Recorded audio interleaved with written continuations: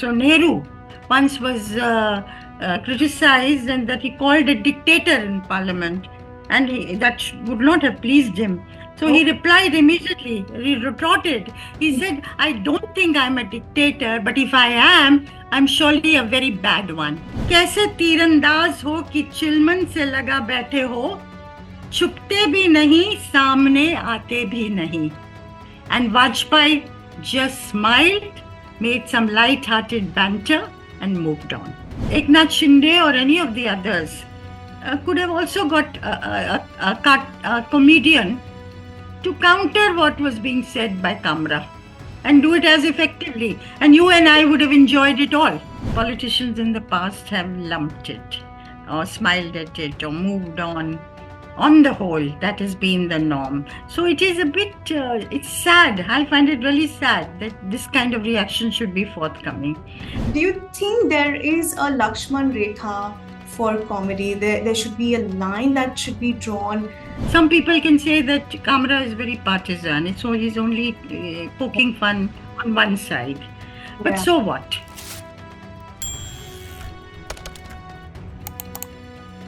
Hello and welcome to the Indian Express. I'm Charulata Biswas and you're watching Explain Politics with me, and I'm being joined by Neeja Chaudhary, our columnist at the Indian Express. Hi ma'am, good to see you back. And we will be resuming our conversation on a very, very interesting note today. Political satire. This is the topic today, and it has long been a tool for both critique and commentary, whether through R.K. Lakshman's cartoons or TV shows like the one I remember, Movers and Shakers, or if you talk about stand-up comedians in today's times in the social media world. But in recent years, humor has come under increasing scrutiny, and the latest flashpoint being a video released by stand-up comic Kunal Kamra that has triggered strong political reactions, even leading the political party to file FIRs against him. Ma'am, to unpack the past, present, and future of political comedy in India, let me first start by asking you, has political humor always been this controversial?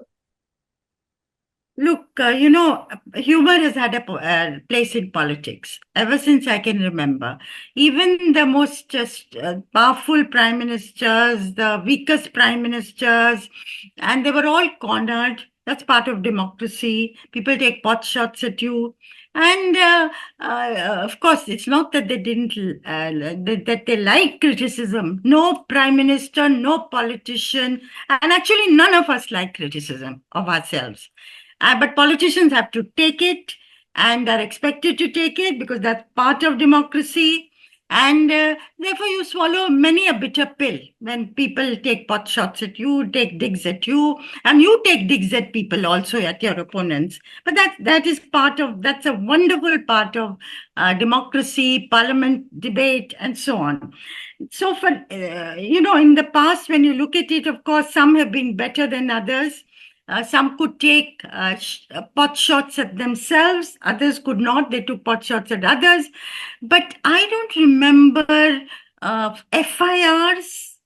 Defamation is a thing of recent past. Vandalism, yeah, there were some cases, in Mumbai itself. But that being the norm. People normally smiled and, moved on. Or in my article that I've written on Kunal Kamra, he's a comedian. He's taken pot shots at power, those in power today. And Eknath Shinde is one of them. He called him, almost a 45-minute podcast, with part sung and part spoken. He's called him a Gaddar because he betrayed his party. I don't think he's called him a Gaddar. Directly call him Gaddar. He did not name him. That's what the whole... Yeah, he did not name him. That's right. He did not name him. That's absolutely correct. But, the innuendo was there of who he meant. But the Shiv Sainiks have come down with a heavy hand because they destroyed the studio where the podcast was made. and FIRs have been lodged. She's got anticipatory bail from a court in Tamil Nadu. So that is for a week. So the story is by far over. But you know what? By taking this kind of a heavy-handed, and you wonder, if this is going to be the response where we are headed, you certainly wonder about that. But it is also increasing the popularity of Kunal Kamra, is probably enabling him to earn more money because many more people are watching him. So in a sense, it's counterproductive. But forget that. Humor is the other side of tolerance. And if you're not tolerant, you won't be able to take humor at your own expense. So, as I said, no politician likes it, but politicians in the past have lumped it or smiled at it or moved on. On the whole, that has been the norm. So it is a bit, it's sad. I find it really sad that this kind of reaction should be forthcoming. And, Eknath Shinde or any of the others could have also got a comedian to counter what was being said by Kamra and do it as effectively. And you and I would have enjoyed it all. And it would have added to the richness of the debate and discourse in the country. Yeah. But that's what we are looking at. I don't know where the whole thing is headed, actually. Absolutely. Like you said, that comedians or satirists, they have faced backlash from political figures in the past, but not FIRs or vandalism. That is something which is new. Can you tell our viewers how were such incidents handled in earlier political regimes, if there are any instances? Oh, there are a whole lot of instances, and I've actually quoted some of them that came to my mind. And I was talking to people, fellow journalists, who also remembered and or corroborated. It's been written about also. Nehru once was criticized, and that he called a dictator in Parliament, and that would not have pleased him.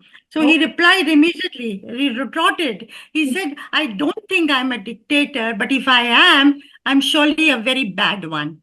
In other words, you as a member are criticizing me, calling me names, calling me a dictator, and you have the freedom to do it. So I'm a very bad dictator because you're being allowed to say all this. So those kind of, responses. Of course, there is this famous thing of during the 1962 war with China. You remember Nehru had come in for great criticism for not anticipating what China would do. And RK had done a cartoon about Nehru, and Nehru called him up. It was a critical cartoon. And Nehru called him up and thanked him and said, I'd be very grateful if you send me an enlarged copy of it with your signature. So that also was one kind of a response. Even Vajpayee, I was just looking at something. Vajpayee, when he was foreign minister, was attacked even by his own party men. People who were affiliated to the RSS, who, the earlier Jang Sangh had joined the Janata Party. So one of these people had got up and called Vajpayee two-faced. He said one thing and he meant another. It was quite a sharp criticism of Vajpayee's policies. And he said it in Shairi, and it was a rather nice way of saying it. It wasn't even in a ham-handed way. He said, कैसे तीरंदाज हो कि चिलमन से लगा बैठे हो, छुपते भी नहीं, सामने आते भी नहीं. And Vajpayee just smiled, made some light-hearted banter, and moved on. So both sides, way of doing things, way of saying things was also very sophisticated, and the response to it was also very sophisticated. But there were also prime ministers who took took a dig at themselves. I remember Vishwanath Pratap Singh saying this, when we were talking about Mandal. This was while he was undergoing dialysis in Apollo Hospital. That we were talking about Mandal, that he scored a great goal by this Mandal accepting and implementing the Mandal Commission report, which gave 27% of reservations to the OBCs. That's where the story of the OBC empowerment starts, and it has not ended that story. So he said, "Goal to kar diya, but tang toot gayi." So he took a pot shot at himself. So also Narasimha Rao, just 2-3 days after the Babri Masjid was demolished on 6th December 1992, and there was huge pressure on him to, of course, he was going to address the nation, and huge pressure on him to dismiss the BJP governments. And a group of people, journalists, had gone to see him, and they said, "You better get on with it. You have to do something. You cannot let things be the way they are." And there was a lot of pressure on him. And then he had written some kind of a speech, and he was fiddling with the commas and full stops. So they said, forget commas and full stops. There's an urgency about this kind of conversation that I was told. So he said, "सारी उम्र तो clerk ही तो रहा हूँ, full stop commas को ही तो change करता रहा हूँ." So, in a sense, that Narasimha Rao was known for drafting the party resolutions. And so, where a comma would go, where a full stop would go, was something he'd done all his life. Again, taking a dig at himself. So, the ability to be able to do that, I think, is a great thing, for politicians if they can manage to do it, and a good thing for our democracy. And I think this is something one misses now. All politicians take themselves seriously, but in a way they've got to, or in the past they have certainly tried to, you know, What I also get. remember, Neeja ma'am, is first of all, listening to those anecdotes really reflects that there was a very healthy space for satire and maybe dissenting voices in India versus now a shrinking space that we witness nowadays, thanks to also social media. That is very quick to react to anything that comes up online. But I remember One must also, powerful prime ministers, Mhm. strong prime ministers probably may find it more difficult, but even Indira Gandhi, who was very strong, and this, at that time during one part of her reign, there was huge amount of, blaming the CIA. There was a very anti-left of center atmosphere in the country, and the CIA was used as something to hit out at. This was being done by foreign hand.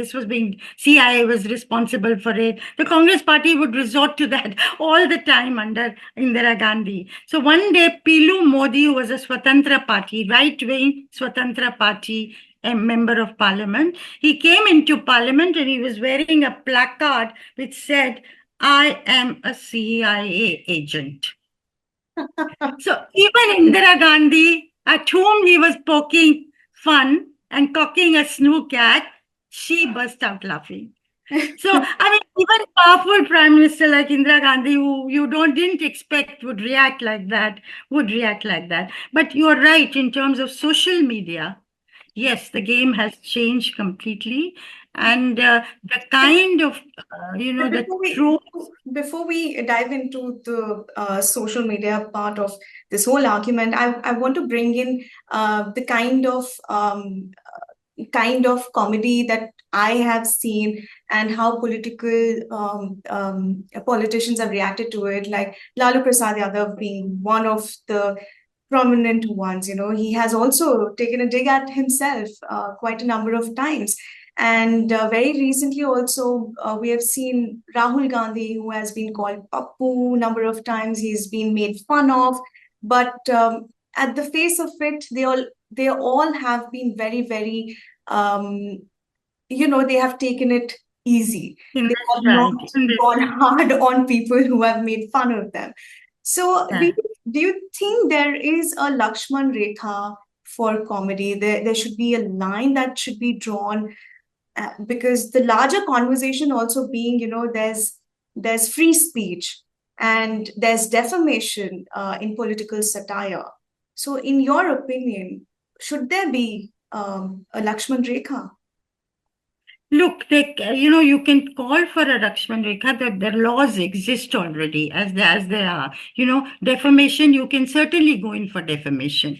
And in recent times, like against Kejriwal, Arun Jaitley initiating, if you remember. Earlier, that was not resorted to. Neither FIRs nor defamation nor vandalism of the kind we have seen as a response. And even if, somebody hit hard, like some people can say that Kamra is very partisan, so he's only poking fun on one side. But Yeah. so what? You can have people, other comedians poking fun on the other side. I mean, as I say, this is all part of the loud democracy that we have, and I think our democracy should be confident enough to take all this. So Yeah. I would say no.